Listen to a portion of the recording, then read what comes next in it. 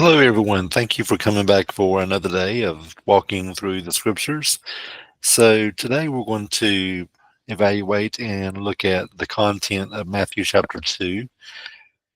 So, this is after we have the birth of the Christ child, and we talked about his genealogy in our previous lesson. And now, today, we're talking about the trials that all of us go through, but also that his earthly mother and father endured as well while they were um, following the path that God laid out for them. So just know that if you're tried by some unusual circumstances, you're not the only one that ever has had your faith tested. So just know that the Lord is with you in all things. But starting off with the scriptures in verse 1 of chapter 2. Now, when Jesus was born in Bethlehem of Judea in the days of Herod the king, behold, there came wise men from the east to Jerusalem.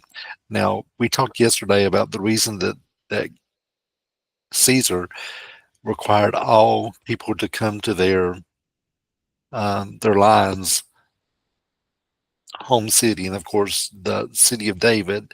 The line from Joseph was Bethlehem, so that's the reason that not only the prophet from the Old Testament prophesied that he would be born of Bethlehem, but also the reason why Joseph had to go and register he himself, his new wife Mary, and of course the baby Christ Jesus. And legally, that established Jesus from the line of Judah, which is the line from which David and his descendants followed in the kingship. So then we have the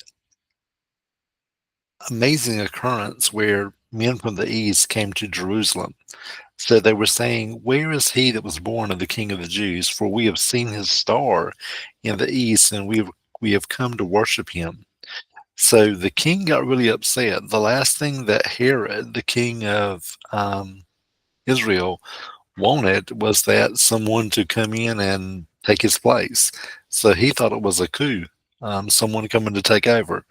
But in actuality, Jesus came as the deliverer of the world, the one who brings God the Father to mankind. He wasn't coming this time as a conqueror, he was coming as the eternal sacrifice that would cover the sins of the world. So Herod had the wrong impression here. But that being said, in his insecurity, he wanted all the children that were born because of the prophecy, but the Old Testament prophecy in verse 4, where the Christ child should be born. And they said unto him, Bethlehem of Judea, for it was written by the prophet. And that was from the prophet Isaiah that we talked about yesterday, well, in the previous video. And this is the prophecy from the Old Testament. And thou, Bethlehem, in the land of Judah, art not the least among the princes of Judah, for out of thee shall come a governor that shall rule my people Israel. And this was the part of the prophecy that really made Herod anxious and want to get any competition that he may have out of the way. So, yes, um, a governor will rule the people of Israel, but when he first came, he has to take care of the sin problem first of all. So, but we all know as Christians, when he comes again in his second coming, he will then come as the Lord of Lords and the King of Kings. So the prophecy will be fulfilled that a governor shall come that shall rule my people. But when Jesus came the first time, he didn't come as a ruler, he came as the sacrifice. One prophecy said, he will be like a lamb that does not open his mouth when he is slaughtered. So clearly, he was not coming to gain power, he was coming to do the Father's will. Like like we mentioned in the previous lesson, he was the second Adam. The first Adam said, "Not your will, God, but my will be done." The second Adam, which is Jesus Christ, said, "Not my will, but your will be done in the Garden of Gethsemane. So, quite a difference here. Quite a difference. So, Herod did some great tragedies here. Um, so, he sent the wise men to Bethlehem and said, "Go, and when you find him, let me know, because I want to come and worship him too." And when they had heard the king, they departed, and lo, the star which they saw in the east went before them, and it came and stood over where the young child was. Now, notice that they did not say that this was a baby, this was a young child. So, this was not contrary to what a lot of people think on Christmas Day, that the wise men showed up and the shepherds showed up at the same time. No, the actual wise men, it took them a long time to journey from the Far East. So it was later in the child's life that the wise men actually came to greet um, Mary and Joseph. And when they saw the star, they rejoiced with exceeding great joy. And when they were come into the house, and notice this was not the stable, this is the house, they saw the young child, not the baby, the young child, with Mary his mother, and fell down and worshipped him. And when they had opened their treasures, they presented unto him gifts of gold, frankincense, and myrrh. That gold will become mighty important later on when we find out what Herod does. And being warned of God in a dream that they should not return to Herod, they departed unto their own country another way. Now imagine the faith of these individuals that were, I don't know if they were godly or not, but God uses anybody that is willing to walk in the way of righteousness, and that's what they were doing. They were looking at the old customs and the old prophecies and all the charts, and they were trying to find the true king that God promised that would be coming, and they found him. So God was able to communicate with these individuals and warn them not to go to Herod, and they went back to their own country another way. Now, guess who was mad about this? Of course, Herod was upset about it when they didn't show back up and they went their other way. And at the same time, God was working to test the faith again of Joseph. Now, if you remember from the previous lesson, the angel of the Lord appeared to Joseph and told him, "Don't be afraid to take Mary as your wife." And here again, we're having Joseph's faith tested. And will he obey the Lord, or will he do what is right in his eyes to do? So the angel of the Lord came to Joseph and told him, "Arise and take the young child and his mother and flee into Egypt, for thou there, and be thou there until I bring thee word, for Herod will seek the young child to destroy him." And it doesn't even say he was hesitant for a moment. Think about what Joseph saw. Joseph saw a woman who was still a virgin. Joseph never came together with Mary until she had delivered the Christ child. So Joseph saw a lot of miraculous things. And he now has his faith built up. So the trying of our faith is not something bad. If you're going through something and you feel like your faith is being tested, when you go through things, it gives you a testimony.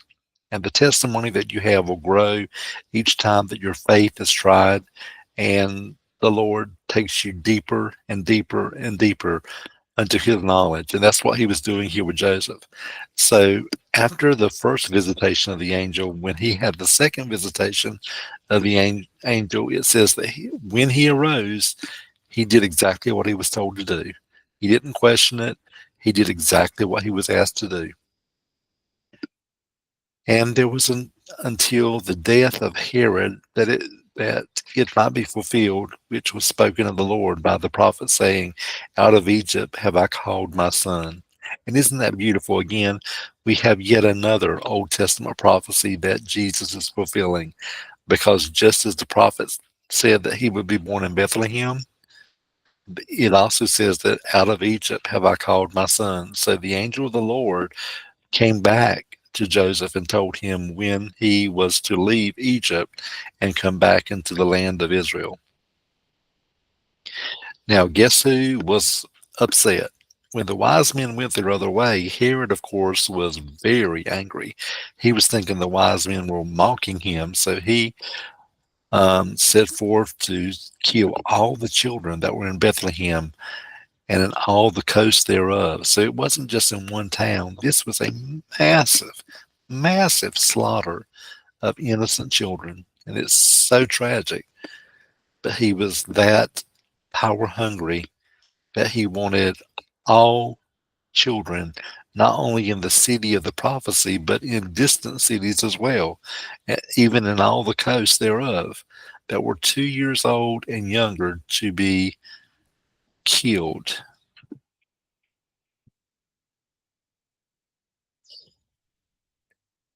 And then, of course, we have another prophecy that God knew all of this would happen. And then we have the prophet mentioned Jeremy, but actually this is Jeremiah.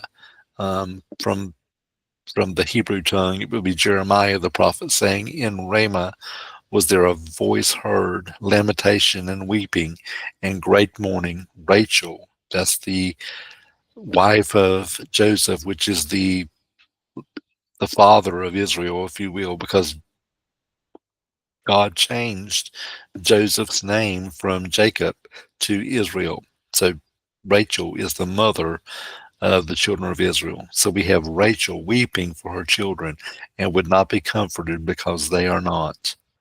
So sad. And there again, that was a trial of faith too. How could this happen? How could a good God allow things like this to happen? But you have to remember the analogy of the crocheting garment. If you look on just on the back side of the garment, you'll see ugliness and strings and knots hanging everywhere. But when you look on the other side of the tapestry, you see the beautiful thing. And that's what God is trying to do, not just in our lives, but in the whole gambit of his creation and his great plan. Again, we are asked to do the same thing that Jesus did when he was on earth, saying, "God, not my will be done, but your will be done." And that's when you have true faith. True faith is when you put God first and everything else is second. But when he heard that the king did not reign in Judea, in the room of his father Herod, he was afraid to go thither. Notwithstanding, being warned of God in a dream, he turned aside into the parts of Galilee. So Joseph didn't come back to the land of Bethlehem, but he was actually settled in the land of Nazareth. But that conveniently made the fulfillment of another prophecy, because in the Old Testament, the prophet said that he shall be called a Nazarene. So all of this is working together for the good. And just know that your life too is working together for the good, for your good. God has not forgotten you, and God knows exactly where you are. He has a plan, and it's our job as Christians to walk in that plan, even when we don't know what to do next. It's important to say, "Not my will, but your will be done." And by doing that, God's plan can be accomplished and his work can be fulfilled in your life. Thank you all. If you got benefit from this today, give me a like, or better yet, subscribe to the channel. That way I'll know that you are being blessed by this, and I'll continue making videos. Hope you have a great day.